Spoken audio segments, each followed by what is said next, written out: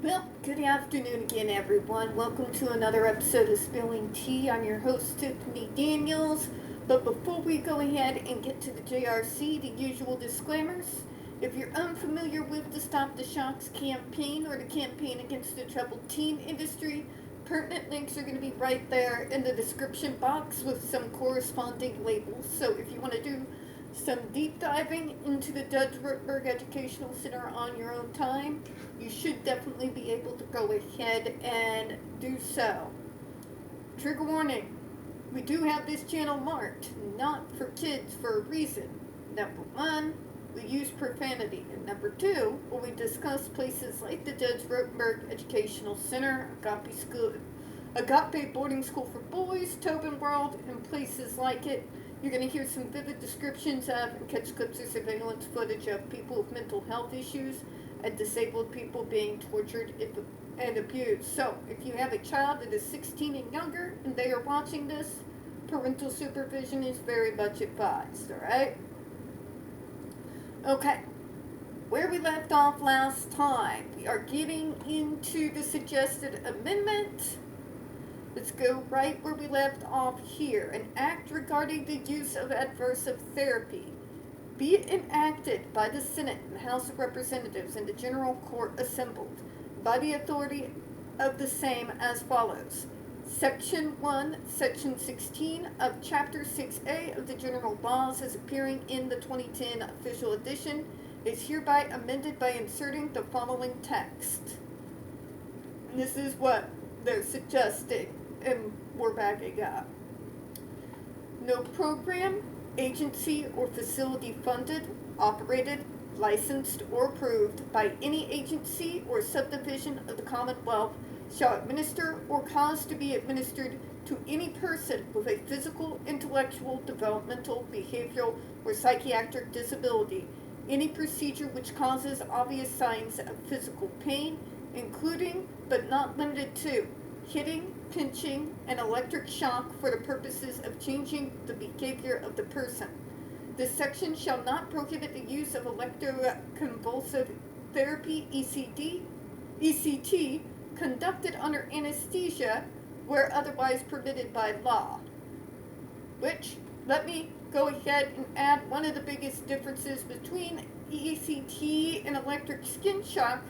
ECT is usually done at the behests of the actual consumer. They're the ones asking for it, and they are in full control of the entirety of the process. This forks to where GEDs get no say in the matter. And but we have the consent. Parents signing consent forms does not mean the kid consents. They are their own individual person, and even though they are minors, they do have rights. Literal child advocacy centers exist for a reason. This is the sort of thing that places like the JRC would like the average person to forget, but I never forget anything except what I'm supposed to do in the immediate future, such as ordering things like cereal and milk, because I had the short-term memory of a goldfish. Let me go ahead and continue. No such program may employ any form of physical contact or punishment that is otherwise prohibited by law or will be prohibited if used on a non-disabled person. Oh my God, the wording is so good there, it's gotta be fattening. Let me say that again. And the reason why I'm applauding it, folks, is because that's the world people like me live in. We have to get that specific. Because, unfortunately, traditionally and historically speaking, we tend to be a not protected population. So, in regards to laws or amendments to laws, we gotta pay attention to what it is we are asking the legislator to do, and we gotta make sure the wording is very specific, because if not, they will railroad us straight to hell. But I'm going to read it again. No such program may employ any form of physical contact or punishment that is otherwise prohibited by law or would be prohibited if used on a non-disabled person. Because that's the world we live in. If you call it medicine, people let you get away with hurting those of us who are disabled. You don't believe me? Look at the JRC. It's the reason why we have to get that specific. That's what I mean by being an optimistic nihilist. I see the world and its systemic ableism as it actually is, not how I want it to be. The optimism comes in regards to what those of us who see the world actually as it is, but refuse to accept it in regards for it to continue on that way, and begin taking steps to see what we can do to at least fight and try to make it better. That's what I usually mean by optimistic nihilist. I know it's an oxymoron, but so am I. What's your point? No such program may employ any procedure which denies a person with physical, intellectual, developmental, behavioral, or psychiatric disability reasonable sleep, food, shelter, bedding, bathroom facilities, and any other aspect expected of a humane existence in the Commonwealth. Because we have to, again, get that specific for a reason. When I say that we are not looked at equally across the system, this is exactly what I mean.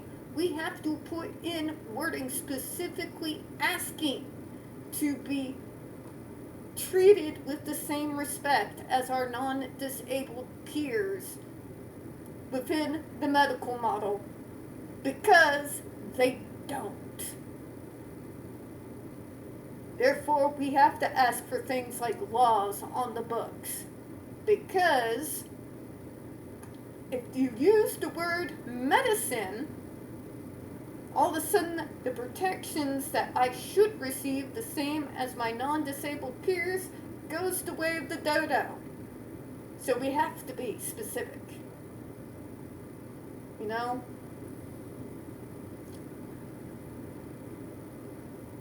No such program may employ any procedure which denies a person with a physical, intellectual, developmental, behavioral, or psychiatric disability reasonable sleep, food, shelter, bedding, bathroom facilities, and any other aspect of a humane existence in the Commonwealth.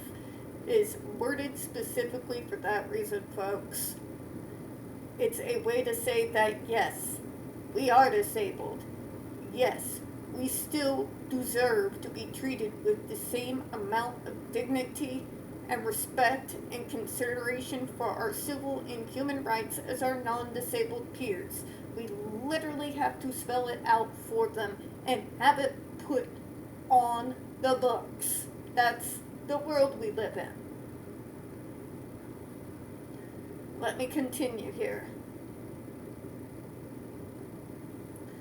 Legislative proposals to license the GED would legitimize an intervention which has been recognized nationally and around the world as inhumane, ineffective, and unsafe.